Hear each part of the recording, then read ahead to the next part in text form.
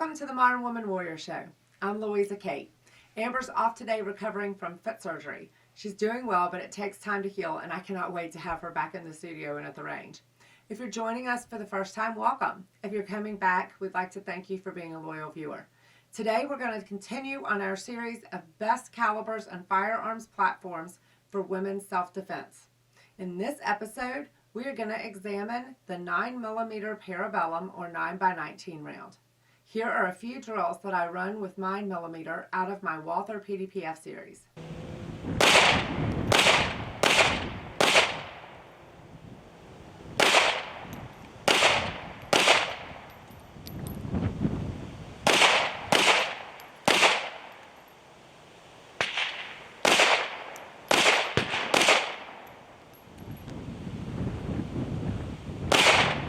We would like to thank Precision Firearms for supplying the ammunition for this shoot. We would not be able to bring you all of the different types of ammunition that we're able to show if it were not for the support of companies like Precision Firearms. So thank you guys, we appreciate it.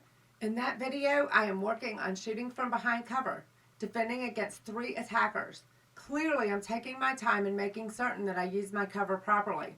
I want to maximize my hit rate and minimize how much I expose myself to the threats. The 9mm pistol is great for this. I fired 14 shots, most of which, if not all of these shots, were solid center mass hits. So the 9mm round in a reliable high-capacity pistol is a pretty good home defense weapon because 1, it's light and easy to handle. 2, the recoil is manageable. 3, it is the gun that I always carry, so it doesn't require me to do extra training. And 4, it has a high-capacity magazine. But the question still remains. Is it the best home defense platform? To answer this question, let's consider 2 very important factors. 1, its stopping power, and 2, whether or not over-penetration is an issue. Now let's keep in mind, particularly when you're defending your home, you do have the right to use deadly force when defending yourself or a loved one from death or grievous bodily injury, but you don't have the right to injure or kill anyone who is not part of that threat. So now let's get back to the range and test just how good a 9mm handgun is for self-defense. We're starting with a round that many people practice with and then leaving their gun for self-defense. The 9mm full metal jacket round. We are shooting off our Ransom Multi-Cal Steady Rest. Thank you Ransom International for sending us the rest to use. We can't tell you how much we appreciate your support. Whoa. Woo. 1,287. Oh. Feet per second? Feet Yeah, per- that yeah. went all the way through our walls. Let's go check this out. Hold on. Okay, clear the gun first. Clear. Yeah.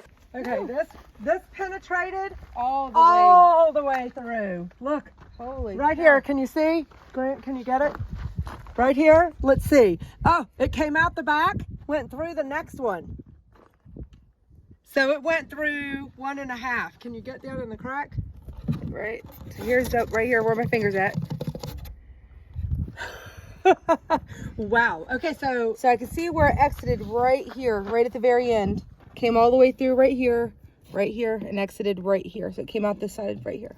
we definitely do not want to use this And here's the line as right defensive here. ammunition. See it right on the edge. That's a no.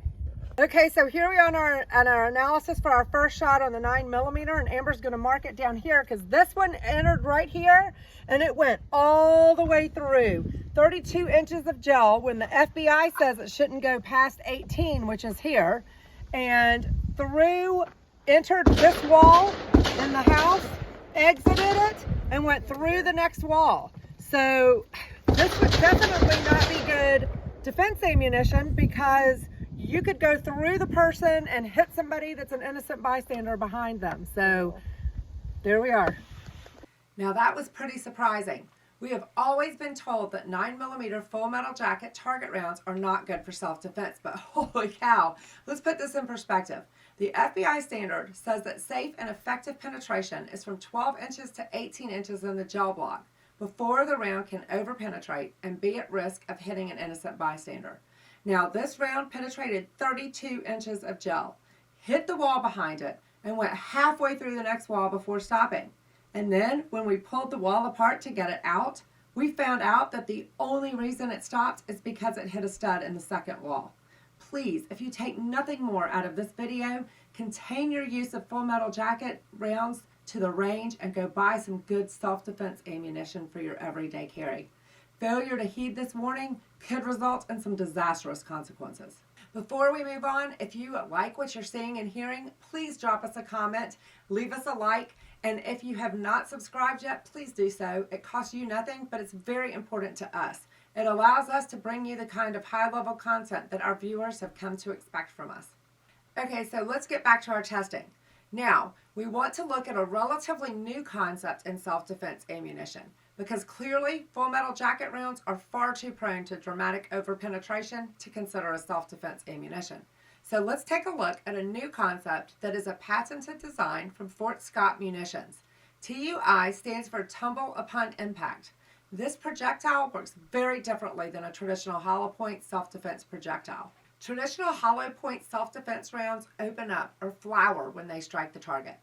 Because they flower like this, the ideal expansion for a self-defense round is 1.6 times the original diameter of the bullet, which means that a 9mm projectile, which measures 0.355 inches, needs to balloon up to 0.568 inches.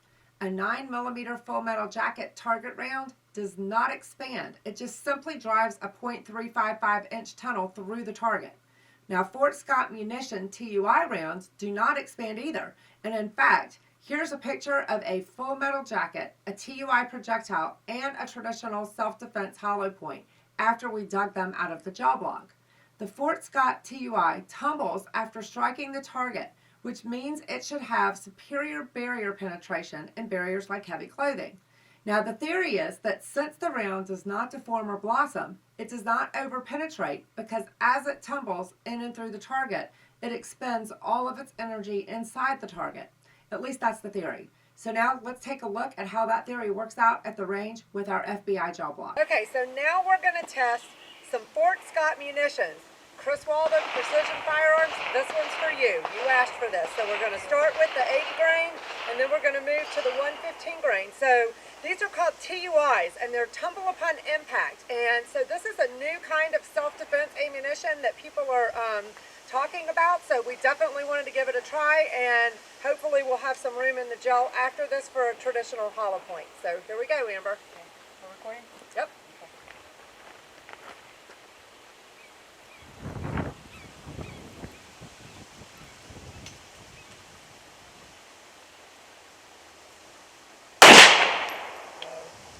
1423, 1,423 feet per second.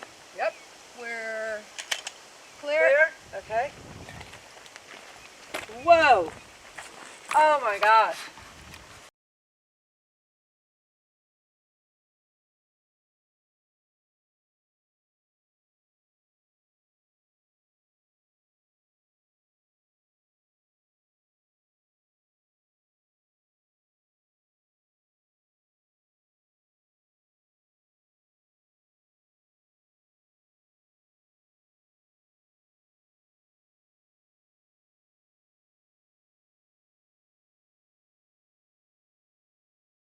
So it entered here and it came in, and you can see here where it tumbled. Grant's going to try to get that for us. So it tumbled here, came down, and it stopped right here. So it penetrated to 23. So, you know, I don't know. That's a pretty big penetration. Put TUI next to that so we know. And then let's do FMJ. That was the 80 grain, so yeah. Okay, so that was interesting. The 80 grain bullet still overpenetrated, but we should keep in mind that we did not put any barriers between the muzzle and the jaw block. We're going to have to do some further testing with some barriers like heavy clothing. In addition, after this test, we spoke to Colby over at Fort Scott, and he said that typically once the 80 grain projectile has penetrated the full 18 inches of the jaw block, the projectile does not have enough kinetic energy left to penetrate another person. We're also testing the 115 grain version of this TUI. So let's have a quick look at how the 115 grain penetrates. We're going to do the TUI 115 grain this time and see how it does. And again, Chris, this is for you. We'll see how it goes. All right. All right, I'm gonna do high and left. Okay.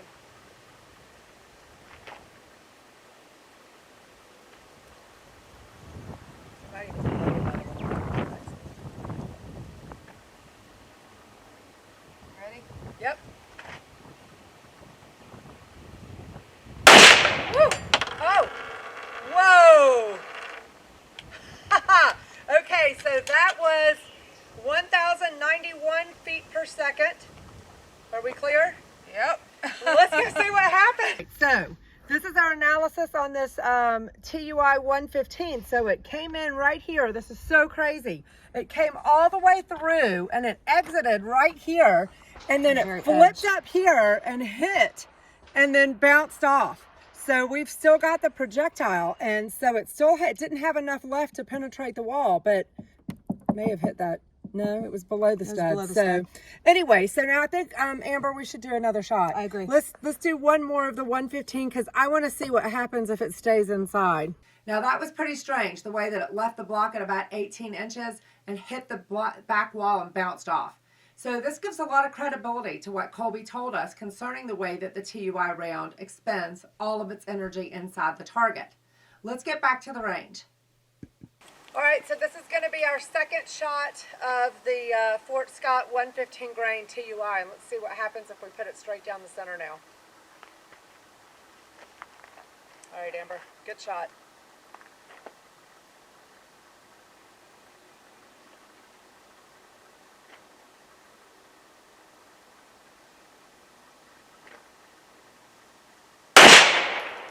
There it goes. All right. So that was 1,095 feet per second. Right down the middle, we're clear. Here's our analysis on that other, that second 115 grain full metal jacket. So it came right in the center, and you can see this. This is amazing what these tumblers do. It is definitely a difference in the gel than you can see in the full metal jacket. Came all the way through and went to about 18.5 inches, right at 18.5 inches. So that's our second one of the 115 grain. Yeah. We're going to dig these out. It rotated? Yep. Whew. The wound track left by those TUIs is outrageous. The 115 grain round was significantly lower velocity, and the penetration was only about 1/2 inch beyond the maximum allowable for a defensive round.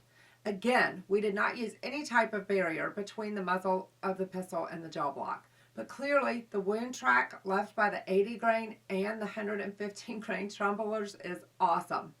Okay, so let's go back to the range and try some very good hollow points. These are called Speer Gold Dots. Speer Gold Dots have been one of the world's highest rated self-defense ammunitions for many years. Let's take a look and see how they perform. All right, so Amber is going to do, this is going to be our last one for the 9mm for today. So we're going to do a Speer Gold Dot 124 grain jacketed hollow point. Let's see, this is what I carry, so let's see what happens. All right. All right. I shoot low right, bottom right. Yep.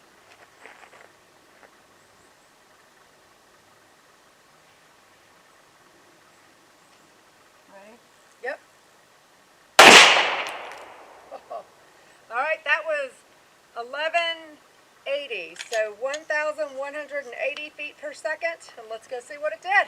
All right, so this is the Speer Gold Dot, and it went in, it was beautiful, right to 13 inches exactly. So what we're gonna do though is we're gonna do one more of the Speer Gold Dot. I'm not, Amber and I aren't real happy. Well, I don't know, looking at it from this angle, it blossomed beautifully actually.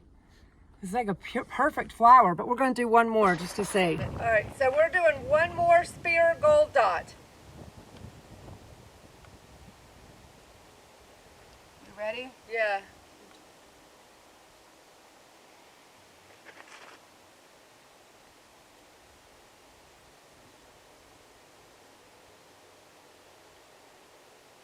Gotta make this one count. Sorry, guys. You're good. It's hard to see like this from this angle. That was perfect. That was beautiful, right down the middle. 1,163 feet per second.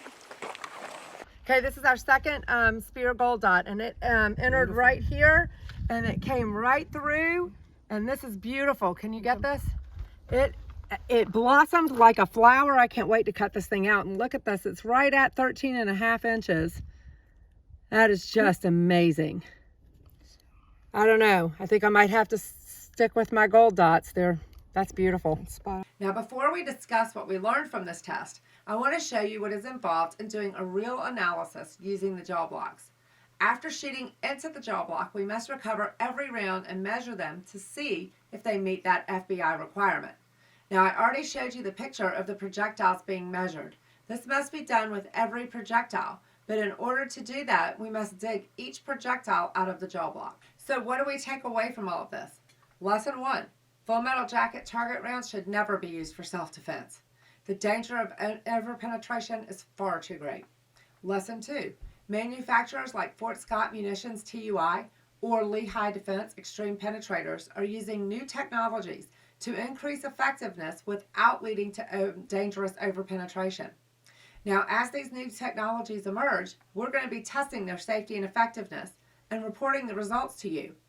Although my first instinct at the range was to stick with my Speer Gold Dots, after speaking with Colby at Fort Scott and doing all of the measurements and the testing that we did on them, I'm not really so sure. We'll have to see. Now, we'll definitely do some more testing with clothing barriers before I make my final decision. You should all keep in mind that all pistol rounds are a compromise. They are all underpowered. Rifles and shotguns can have up to 10 times the hitting power of a typical self-defense handgun. Anything that can be done to make a handgun self-defense platform more effective is important, and clearly Fort Scott TUI rounds did that. Lesson 3. There are many good and reliable brands of traditional hollow point self-defense ammunition. We finally got to my old reliable, the round that I've carried for the past few years, the Speer Gold Dot. Now, they performed exactly as they're advertised. We tested the 124 grain variant, and every round penetrated well within the FBI's guideline. The rounds also expanded to exactly the amount of expansion required by the FBI. I believe the Gold Dot 115 grain variant would have penetrated slightly further because of its slightly higher velocity, but I also feel certain that they would have been within the FBI standards as well. Speer Gold Dots are not the only highly rated traditional hollow point rounds out there. Rounds like the Remington Golden Saber, Sig Sauer Elite Defense V-Crown, Hornady Critical Defense for smaller guns, and then Critical Duty for full-size duty pistols, and the Federal HST are all rounds that meet or exceed the requirements of most self-defense applications. They are highly reliable and accurate. Now, keep in mind that pistols exist not because they have the most stopping power, but because rather they are easier to carry and conceal than a rifle or a shotgun. And you'd look kind of silly walking through the grocery store with a rifle or a shotgun slung across you. But is the handgun the best option for defending yourself at home? That was 5'2" Malia, who weighs about 100 pounds, blasting a full water jug with 12-gauge shotgun loaded with a full-power 00 buckshot. That full video will be coming up in the next few weeks, so stay tuned. You're not going to want to miss that.